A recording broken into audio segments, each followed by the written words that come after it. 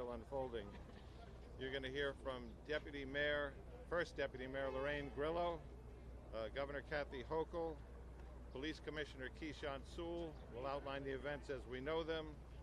Laura Cavanaugh, the First Deputy Commissioner and Acting Fire Commissioner, will walk you through casualties.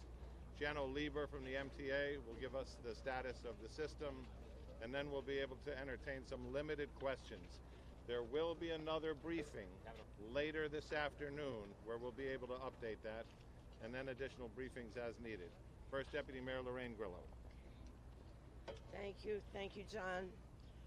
So from the very minute this incident occurred, the mayor and I have been on the phone monitoring the situation constantly. We have worked with all of our agencies, the FDNY, NYPD, OEM, all of the agencies who have worked really hard together, and we continue to throw all of the city's resources at this situation. We've made all of the resources available, and we'll work with the Office of Emergency Management for any additional needs.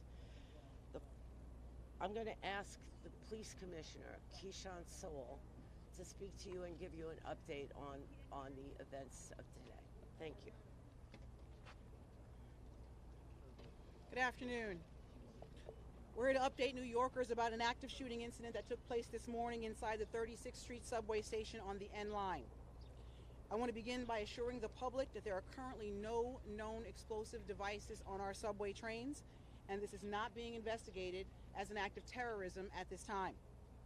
We can also report that although this was a violent incident, reportedly we have no one with life-threatening injuries as a result of this case. This investigation is only hours old, so please note this information is subject to change. Just before 8:24 this morning, as a Manhattan-bound N train waited to enter the 36th Street station, an individual on that train donned what appeared to be a gas mask. He then took a canister out of his bag and opened it. The train at that time began to fill with smoke. He then opened fire, striking multiple people on the subway and in the platform. Again, we will describe him as an individual. He is being reported as a male black, approximately 5 feet 5 inches tall with a heavy build.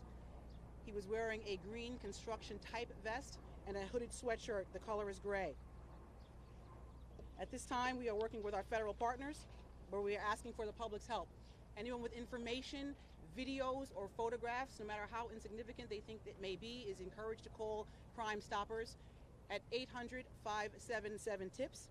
All calls are strictly confidential. I'd like to turn it over to the FDNY to give information about the victims.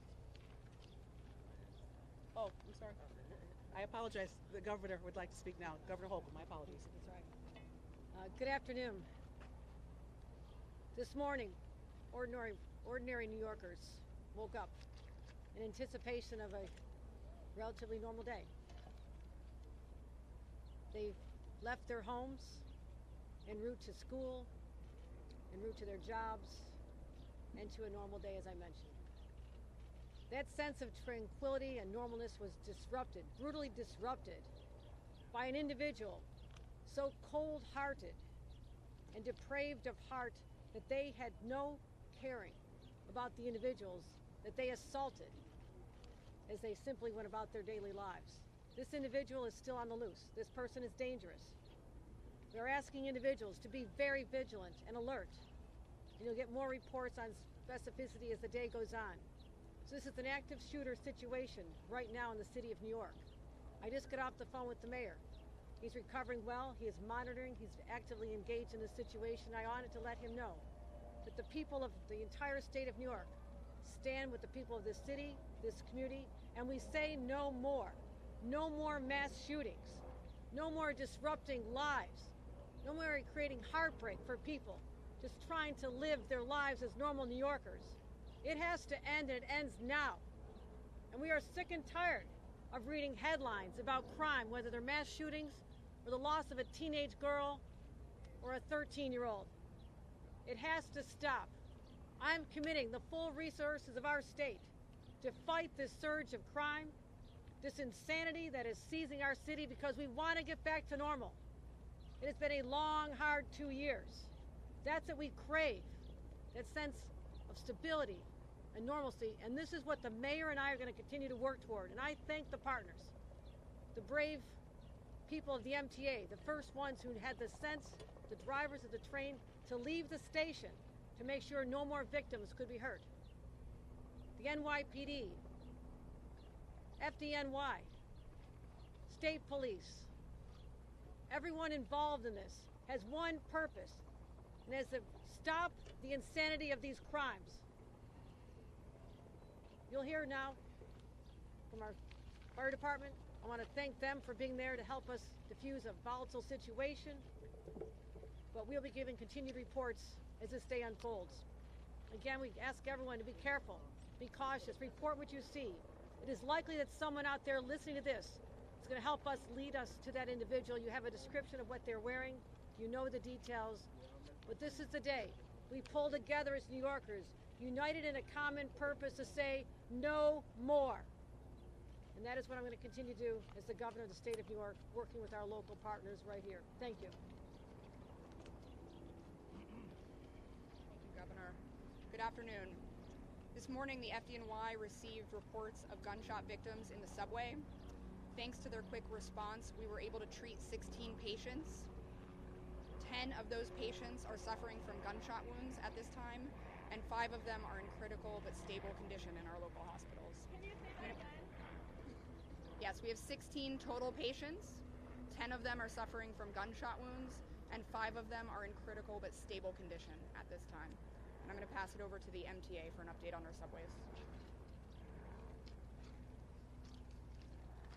Okay. First of all, we have to thank the NYPD and the FDNY and the whole team who've done so much to protect us and help immediately to recover from this situation. And I also need to acknowledge the MTA workers who had the foresight to immediately move a train that was on the platform, the R train, out of the station so it could carry people to safety. That was smart thinking. Right now, B service is suspended, W service is suspended. The D and the N and the R are running with suspensions and some shuttle buses. And folks should check the website for latest. Obviously, it's a disrupted day, but a lot of the system is in fact running.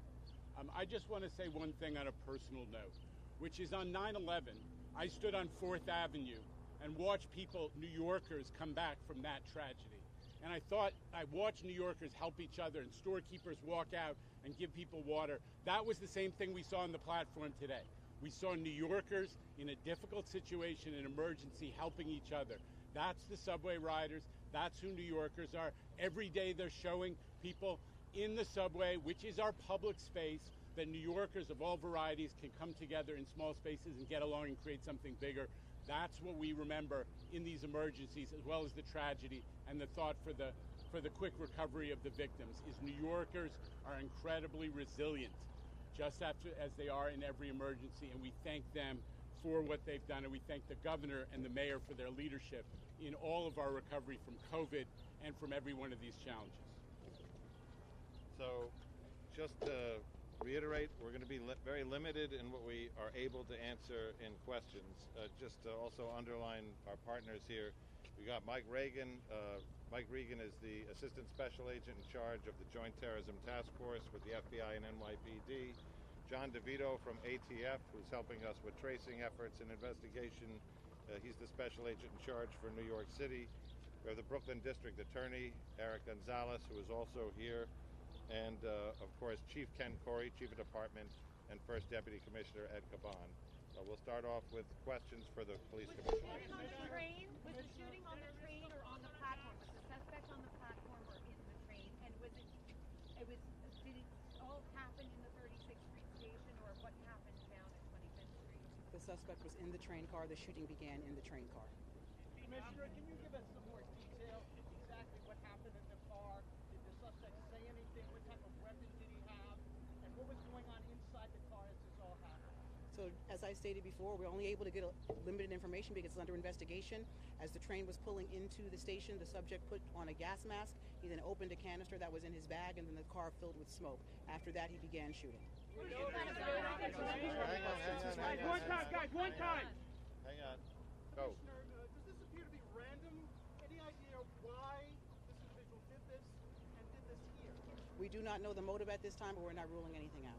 The injuries that are not gunshots, are they shrapnel wounds? What are the other injuries that were not gunshots? I want the fire department to speak. There are a variety of other injuries from smoke inhalation to shrapnel to panic from the incident. When you say shrapnel, what would the shrapnel come from? It could be from anything. It's still under investigation at this time, so it could be a grazing from a bullet. It could be from the panic following the incident. But not from an explosive device? Not at this time. Any idea the suspect where they fled? Did they go to the train tracks? Did they get out of the station? Any idea of the whereabouts immediately? That's subject to investigation. We're endeavoring to determine that right now. Okay, Josh. Why did you, Commissioner, why do you connect this more to the litany of gun violence and not terrorism at this stage? Why rule out terrorism? I'm not ruling out anything. We're determining what that motive is, and we'll find that out as the investigation continues. The victims tend to one particular ethnic group?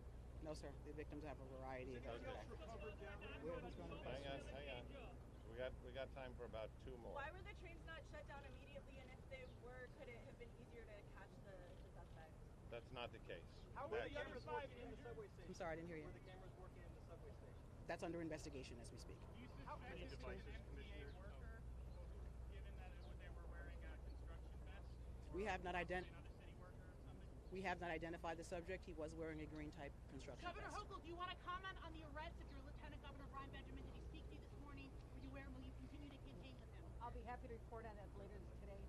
We'll have a statement out there. I've not had a chance to speak to him. I was doing media interviews this morning. But this is not the place, but I will be addressing it very shortly. Let's focus on the fact that there are people in a hospital right now fighting for their lives. Those are the people we're thinking about and praying for at this moment. All right, thank you very much. Now listen, we're going to get. Hang on a second. Hang on a second. We're going to get back to you with a time for an update later. The information is developing. We expect to have more later.